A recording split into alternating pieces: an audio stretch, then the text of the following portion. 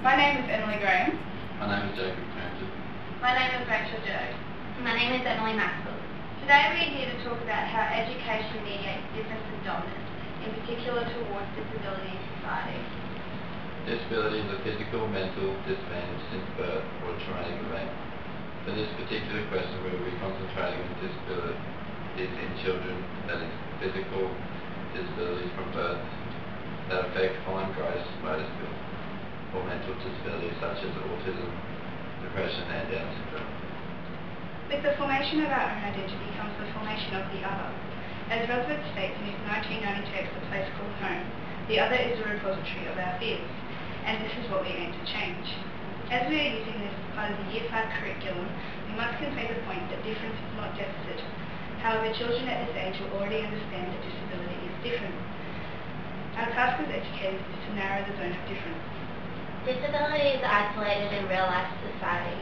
Physically disabled people need special cars to be transported, separate toilets, and other different assistance they need for daily tasks. Mentally disabled people, especially children, need special educational classes to cater for learning disabilities. Adults need carers and are often housed in facilities that cater for their needs. Bowles and Kinser's reproduction theory applies as society is reproduced in schools. Schools segregate disabled children by placing them in different classes or entirely different schools.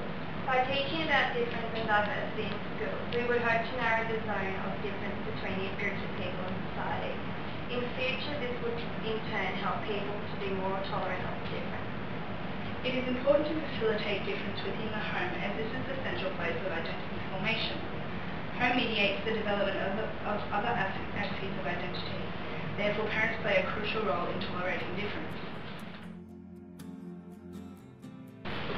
Okay, so just a quick meeting before we get to class. We need to incorporate disability into the curriculum. Any ideas? Well, we could start off by getting the students to define disability in their words, and then perhaps find examples in magazines and newspapers, do a collage maybe? It could be a bit hard for them to find examples of disability. It isn't something that's publicly exposed in the media. Yes, but that could work to our advantage. It highlights the fact that it is different, and society doesn't normally portray different in the media. Compare the images they found for previous collage they did, and there would be a difference in the number of images they found.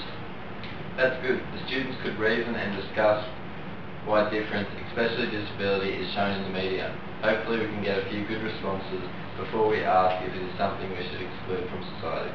Well, a good way to look at it may be to research how disability was dealt with in the past, like 300 years ago.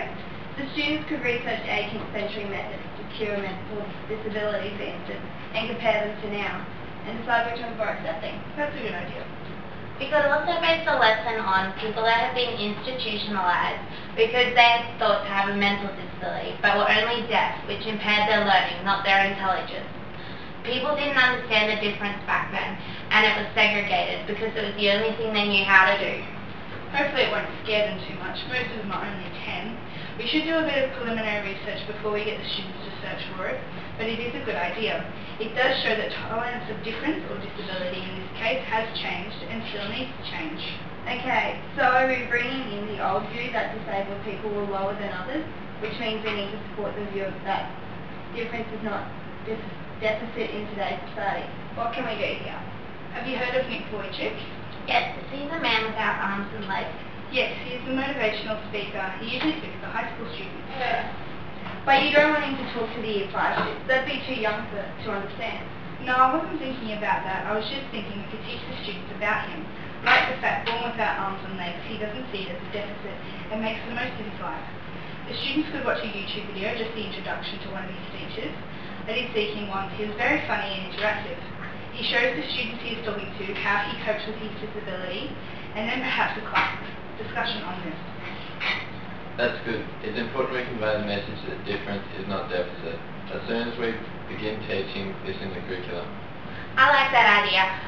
We could also perhaps take the grade to a disability school, but I'm just concerned that it would highlight the difference more. But on the other hand, we are trying to get the students to accept this as a part of society. What do you think? The students are always going to know that there is a difference between them and children with a disability. I think it's a good chance for the students to see how children with disabilities learn and how they live their daily lives. Depending on how many students we could buddy them up, make sure all the students are included, not only when participating in activities but also at lunch break. Yes, I think that is important. Perhaps we could spend the day there and then the next day we can have disability competitions, like wheelchair races and race crutches. They could paint using their toes or eat without their hands. You could pair some kids up and have one blindfolded. The other would be responsible for leading them around for the day. The blindfolded student would do just normal activities. We could get the blindfolded children to write sentences or draw pictures and compare them to ones they drew without the blindfold. They would see how much difference it makes not being able to see. Yes, that's a good idea. If they work in pairs, it would emphasize the help disabled people need. Maybe you could tie one hand behind their back. I think it would show the students what children with disabilities have to work with. They would see this at the disability school, but with these activities they can physically experience them. The only thing is, it leaves a gap for mental disabilities. I think we need to work on this in the classroom too. Mental disability is a hard one. Students may see children with Down syndrome, for instance, at school, but children with physical disabilities would be the focus of our teaching. The only thing I can think of that we ask students is if they know anyone with a disability, family or friends maybe, but that may emphasise the fact that the child might not like, and they may be ridiculed for it. Or we could shift the focus to famous people that have mental disabilities. Hopefully we can find some people that the students would know. I know of a few people who are thought to have had autism: Hans Christian Andersen, Einstein, Charles Darwin. The students would know of Hans Christian Andersen. We could use him as an example that although he had mental disabilities, he was still able to write children's stories. The children could pick out their favourite ones. We could use dyslexia as an example, trouble learning to read or interpret words and meaning.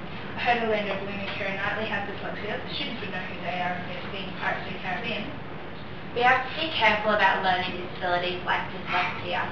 Dyslexia would be difficult to communicate, as there are children in the class who may deal with this illness on a daily basis. Therefore, we must be careful not to antagonise or segregate these students. I know a few parents have expressed a worry to me about it, so maybe it's not such a good idea if we include it, as we do not want to isolate these children from their peers. We could also focus on depression. There are plenty of famous people with depression. We could emphasise a few actors maybe, but also mention that depression is a very behind closed doors disorder. Maybe then we could talk about the signs of depression and how to stop them. You don't think they're a bit young for that?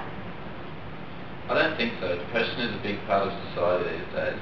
If children are taught about the symptoms and how to support someone who has depression, they'd probably be better at it when they are older, especially when they get to their teens, and it also means they will not think of it as a deficit-only difference.